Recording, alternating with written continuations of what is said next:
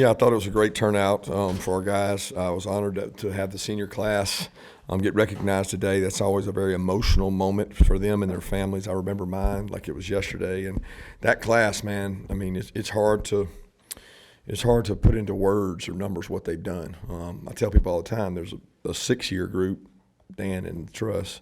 There's a 5-year group, which is crowded. I don't even know. You guys know. Then there's a 4-year group. So we're honoring the 4-year group because the 4-year group's one that set the record. But that group that was here 6 years, Truss and Dan, I mean, we say 51 wins. They were part of more than that. And they've set a standard here. And if you make it 6 and 5 years in our program, you're a tough dude.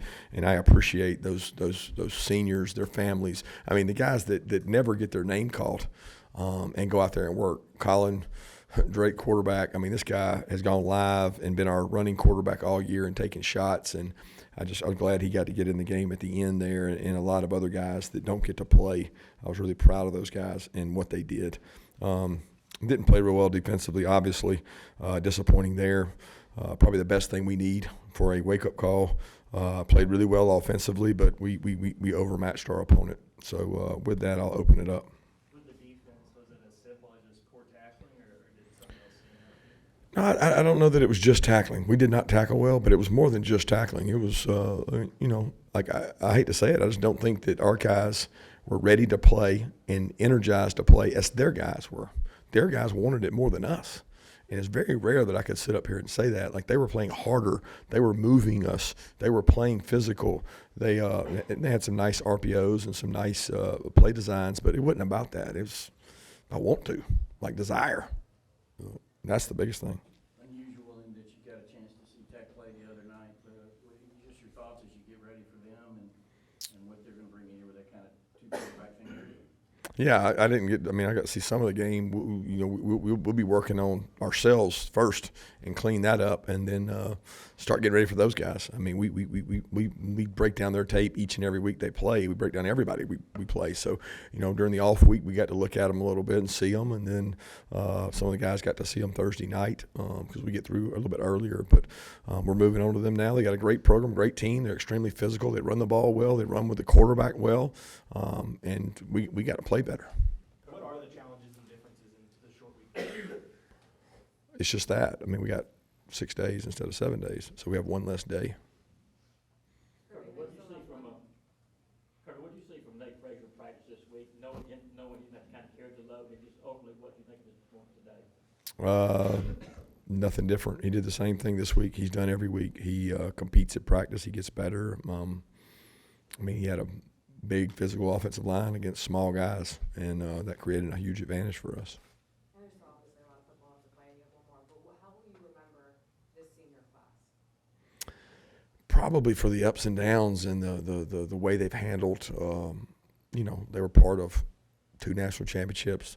They're part of an undefeated regular season team that had 1 loss and didn't get to play for it, and then their story still be written in their last year, and they'll be remembered for being great leaders and being extremely bought in and pushing the younger players this year and last year, which is important. But they also learned from a really good group. They had older brothers that were very good leaders. You have an update on Christian Miller? Don't. Something with his shoulder. I'm not real sure exactly what. I don't know. I think they put it back in. I think it dislocated and I think they put it back in, but I'm not sure. Arian says that you make sure it's very important they understand the rivalry, the clean old-fashioned hate. Why do you find it so important? He said sometimes he feels like that you say you don't feel like they totally understand that rivalry.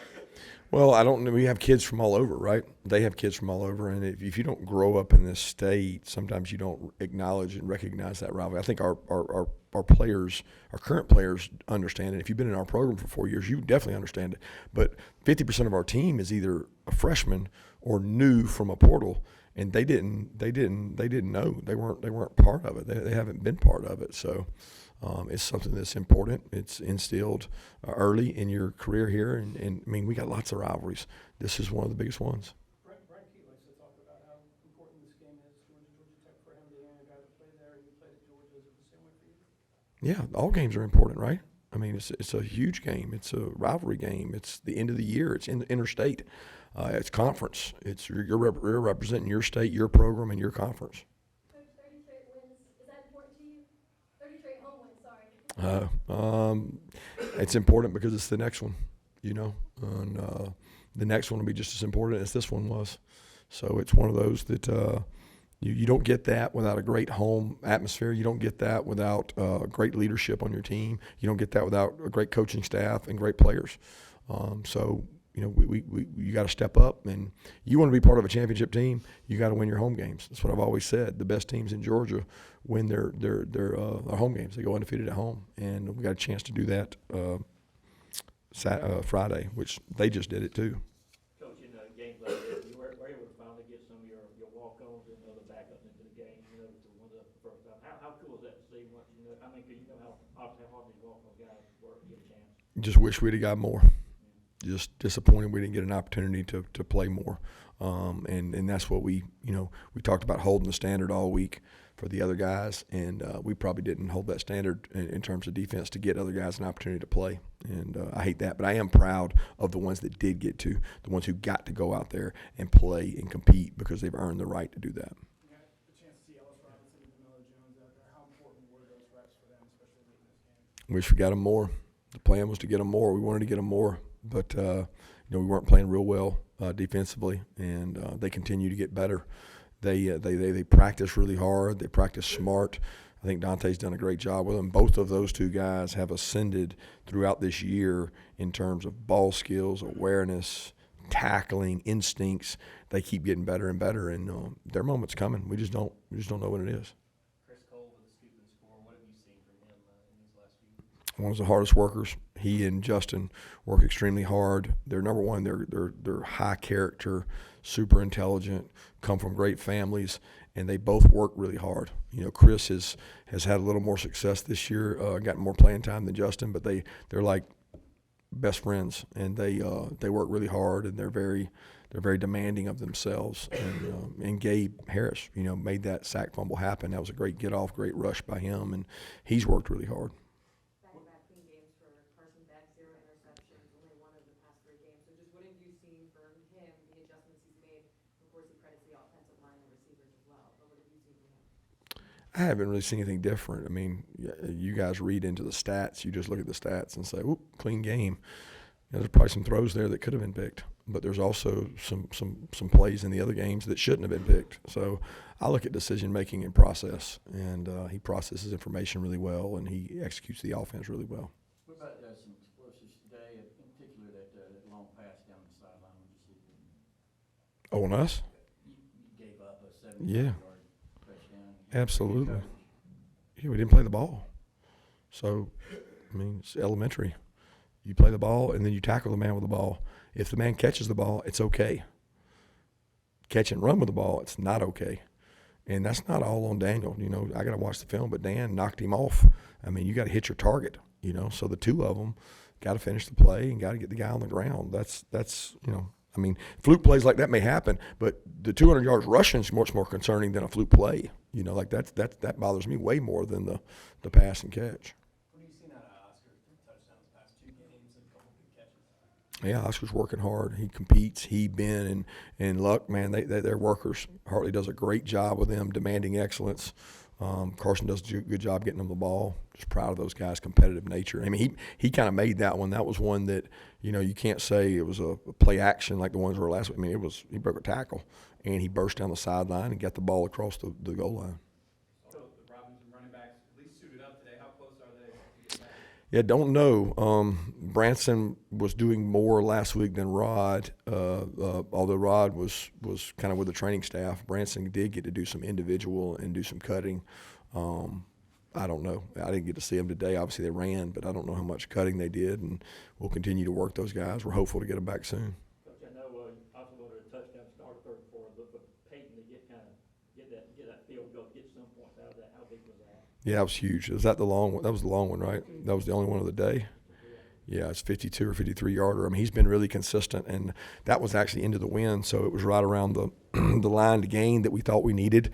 Thought if we got more than that, it would be easy to go for it if we could, and he's been really consistent, man. I mean, the operation, the snap hold, protection's been good, and it was a great kick.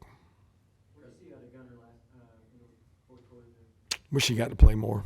You know, wish he got to play more. Wish he could have played more guys at quarterback. But I thought he operated well. He didn't have I think he had the better line one time, and then we had the other group come in and, didn't get to play a whole lot. But he's played well in the last couple of weeks. He's practiced well and done some good things. So I was very happy he got to get in. I just wish it had been longer. Coach, I remember the first couple of games of the season, you were still trying to get the hang of the offense. How have you seen him grow as a back throughout the season?